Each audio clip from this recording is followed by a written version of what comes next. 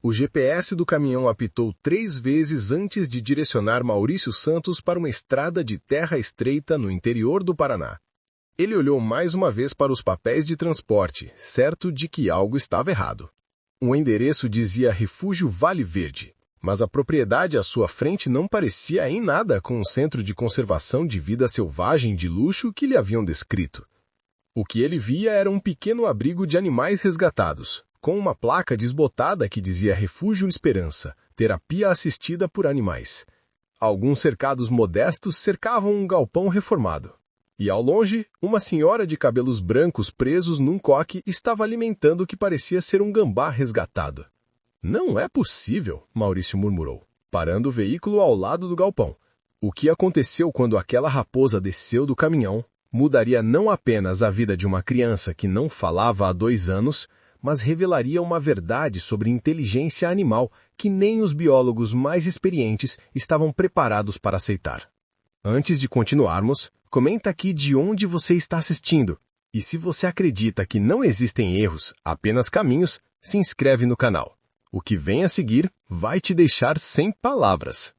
A mulher que se apresentou como Irene Costa, 68 anos, caminhou até o caminhão com uma expressão confusa marcando seu rosto bronzeado pelo sol.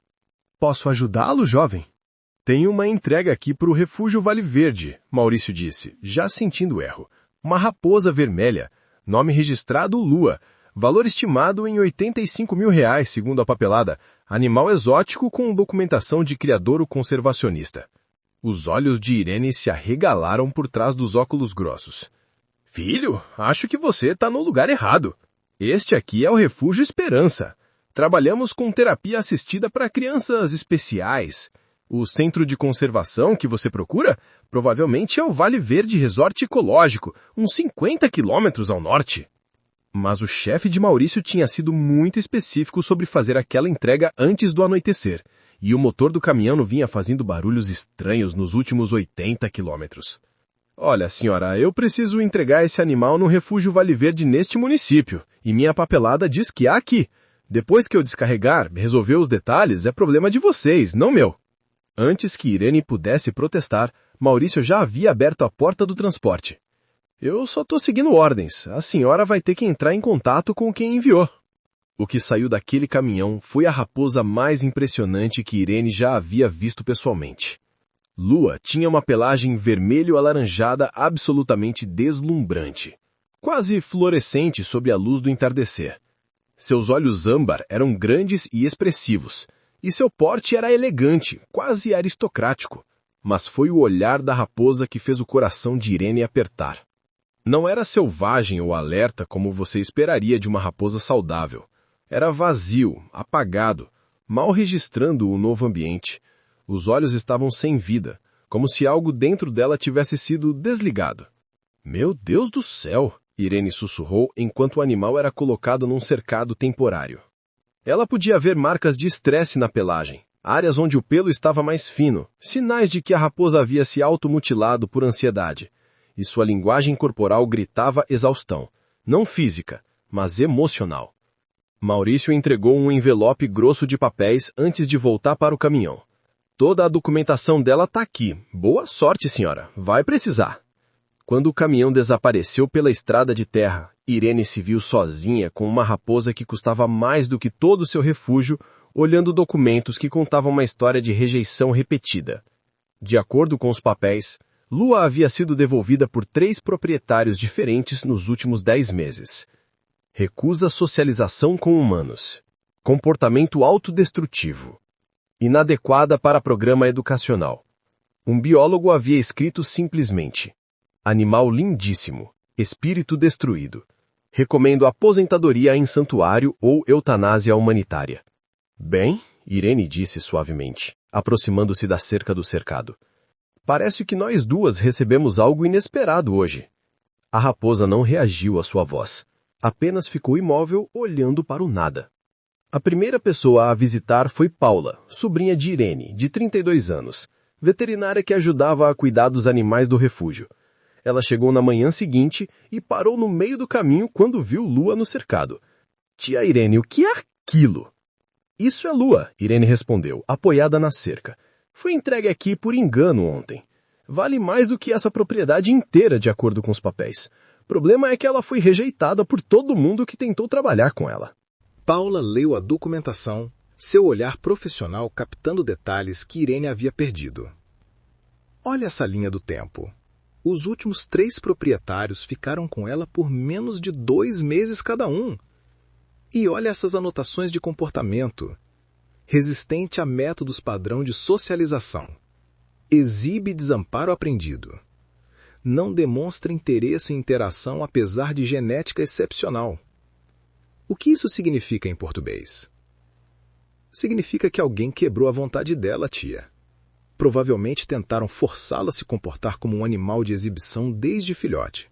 Usaram métodos duros. Agora ela simplesmente desligou. É como TEPT animal. Irene observou a raposa cuidadosamente.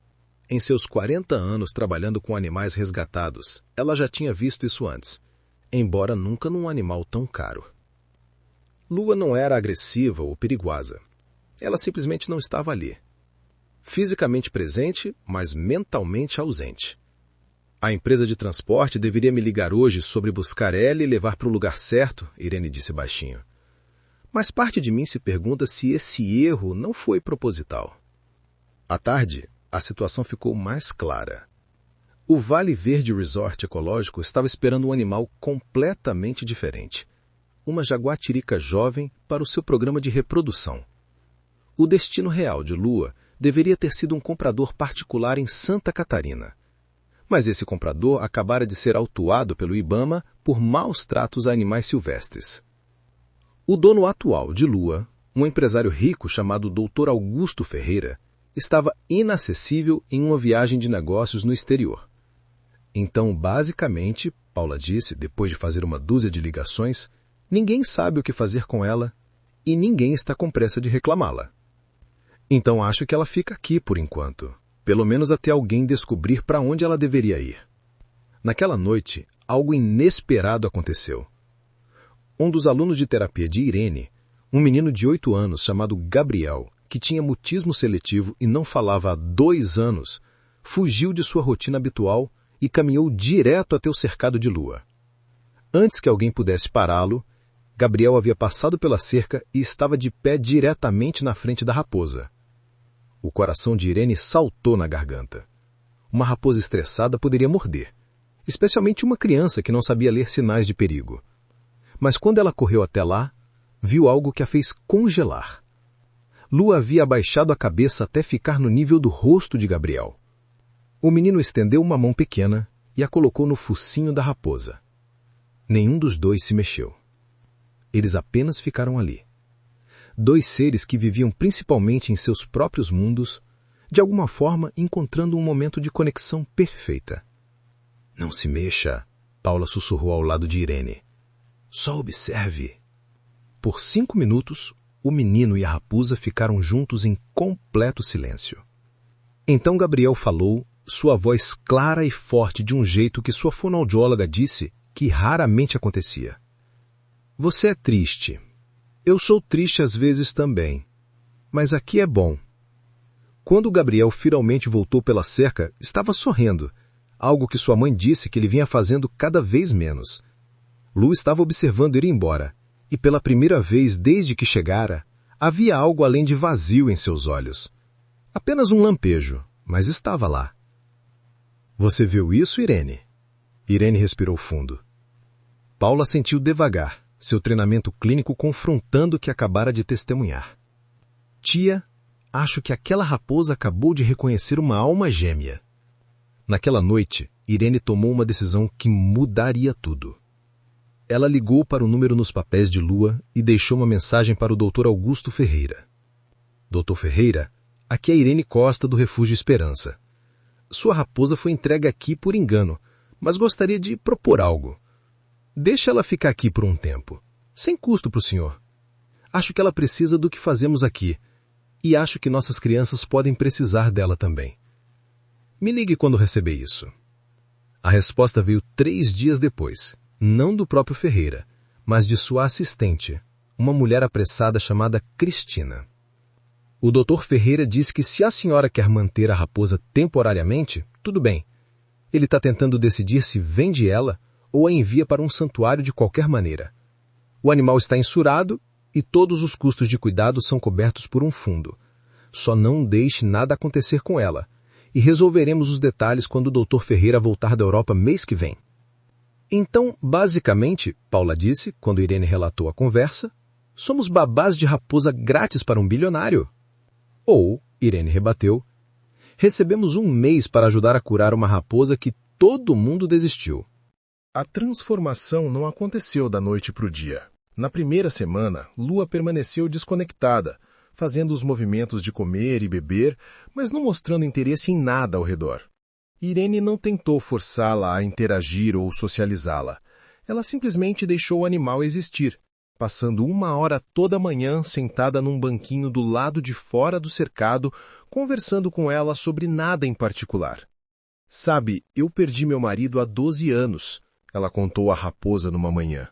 Todo mundo disse que eu deveria vender esse lugar, me mudar para a cidade e pegar leve. Mas cura não é sobre pegar leve.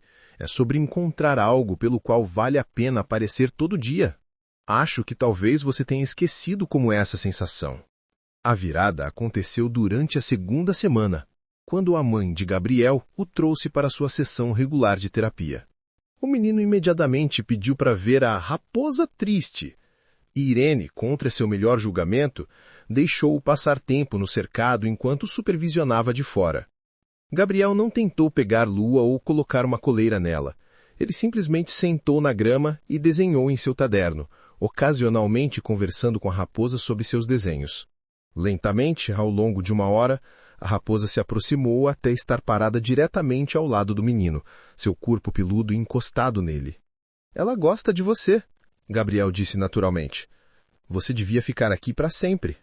Algo mudou naquele momento. Irene não conseguia explicar cientificamente, não podia apontar uma mudança específica de comportamento. Mas ela podia sentir. A raposa estava começando a despertar do pesadelo que a havia consumido.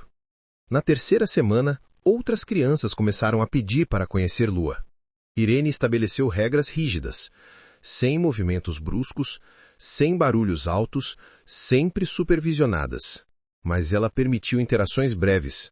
Uma menina com paralisia cerebral que lutava com confiança sentou ao lado de Lua e leu em voz alta de seu livro favorito. Um adolescente com ansiedade severa escovou sua pelagem por 20 minutos, em silêncio focado. Um menino com síndrome de Down ensinou a ela um jogo que envolvia tocar diferentes cones coloridos com o focinho. Nada disso era terapia assistida por animais tradicional. Não havia exercícios de obediência, metas de performance, pressão para ser nada além de presente. E, de alguma forma, aquela ausência de pressão era exatamente o que Lua precisava.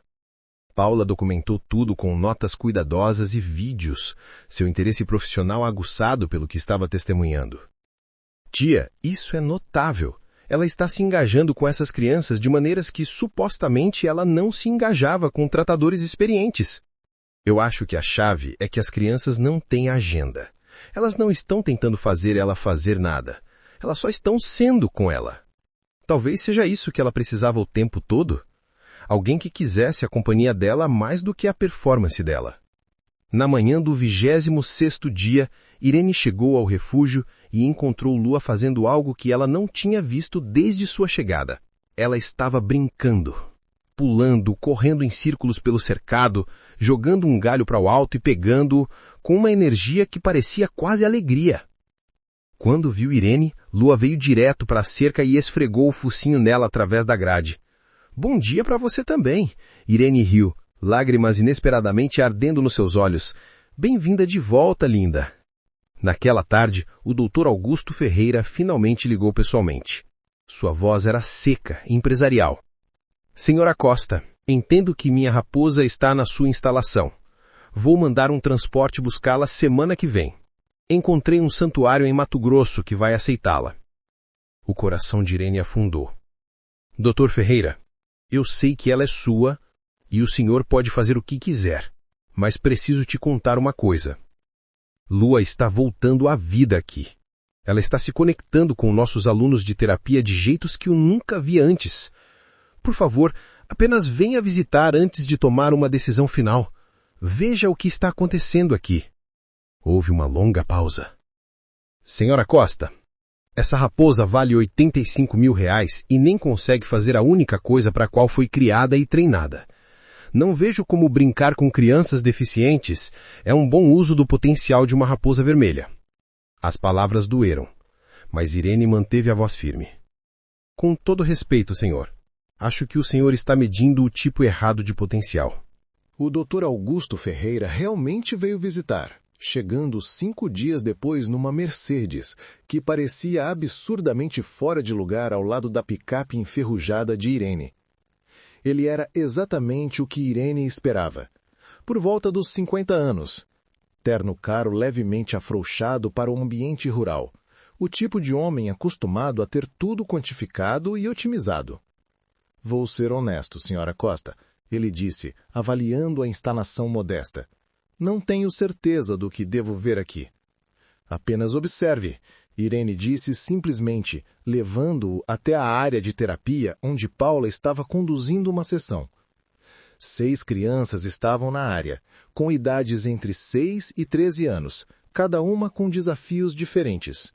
Gabriel estava lá, junto com a menina com paralisia cerebral, o adolescente ansioso e 3 outros. E no centro de todos eles estava Lua, sem coleira ou restrições, apenas usando uma guia solta. O que Ferreira testemunhou na hora seguinte desafiou todas as suas suposições sobre raposas e seu propósito. As crianças não estavam treinando a raposa, elas estavam simplesmente se movendo com ela, jogando elaborados jogos de siga o líder, montando pequenos circuitos para ela atravessar, até mesmo fazendo ela ficar perfeitamente parada enquanto faziam exercícios de alongamento perto dela. Mas o que impressionou Ferreira mais foi o comportamento de Lua. Ela estava atenta, engajada, até brincalhona. Quando Gabriel acidentalmente derrubou uma bola, Lua a pegou nos dentes e atou-se de volta. Quando a menina com paralisia cerebral teve dificuldade para alcançar um cone colorido, a raposa o moveu para mais perto com o focinho. Esses não eram comportamentos treinados, eram atos espontâneos de cooperação e conexão. Isso é impossível, Ferreira murmurou. Aquela raposa não andava nem 3 metros sem entrar em pânico quando a comprei há 6 meses. Isso é porque todo mundo estava tentando fazer ela ser algo que ela não é, Irene disse calmamente. Às vezes, a coisa mais valiosa que você pode fazer é deixar alguém ser exatamente quem é.